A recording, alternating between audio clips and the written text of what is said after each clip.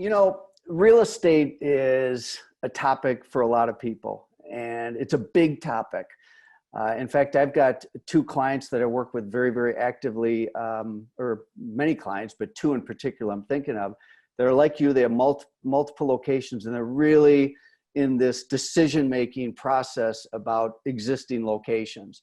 And in previous calls, we've talked about people that were using this as a silver lining to close a location that wasn't running very well, or their lease was coming up. So what I heard from you when we spoke a little bit earlier was for the 8 locations, did I hear you right that you just renovated all of them, updated your leases, so you're pretty much set right now? Maybe you can speak to that a little bit. Yeah, we opened up a new salon May the 1st in the middle of the pandemic. You know, the first when we opened back up, so we worked on it for the whole time we were closed. It was supposed to open in April, but the whole city was shut down, so we opened up May. So it was a brand new location. Yeah, we've been on a tangent the last 2 years, renovating and reinventing ourselves, and got all the leases locked down for another 10 years. I did send letters out to the landlord, kind of asking for some consideration of rent reduction or deferred payment, but I didn't get any response back. I've tested the waters every month for the first time in 36 years. I don't pay the rent on time. I wait 2 weeks later, and I start getting emails and stuff about late fees. So no one's very forgiving on the rent. Now, that being said, for us, we're pretty lucky to be in a city. We don't have super high rent, you know, and I've never signed a lease that was percentage rent. I don't have one location on percentage rent, so they're all flat, you know, fixed rates. And because our volume and we use our spaces really well, our overall rent last year was 2%. So I don't, you know, 2%. Yeah, 2%. So okay.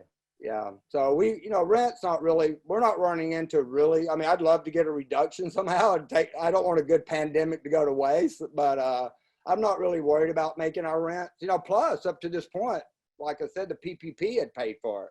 So Yeah. all the rent the last 2-3 months was paid for from the government, you know, so I didn't really, you don't really have a leg to stand on. All the landlords know we have the PPP money, you know, and they want the rent, and it's part of the forgiveness to pay it. But yeah, I mean, you know, I'm going to reach out and see if I can get something from someone. But I think a year from now, when there's a lot of empty spaces all around us, we might all have a chance to go in and renegotiate, you know, if leases are running up and stuff. I think rent will drop at some point. Well, so occasionally chats will pop up my screen without me having to go, and I'm seeing the common word pop up when the number 2%. And you want to guess what that one word is? It's wow.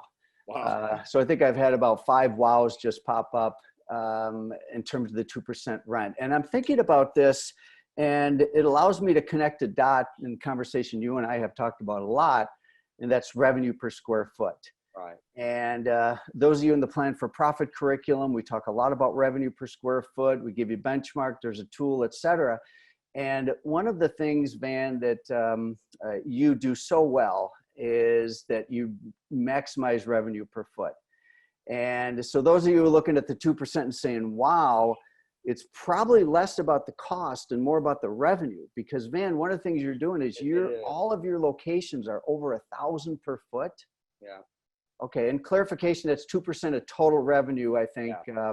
Okay, Yeah. so my theory on this is your rent, you probably have negotiated great leases, but more than anything else, it's a testament to you and having $1,000 per square foot for all locations. So let's speak to that a little bit. Well, you know, from the beginning, we figured out, you know, we wanted one chair pretty much for every 100 square feet. So we don't waste any room. We don't have break rooms, you know. We have small waiting rooms pretty much. So we have like 75 chairs in Buckhead and 8,000 square feet.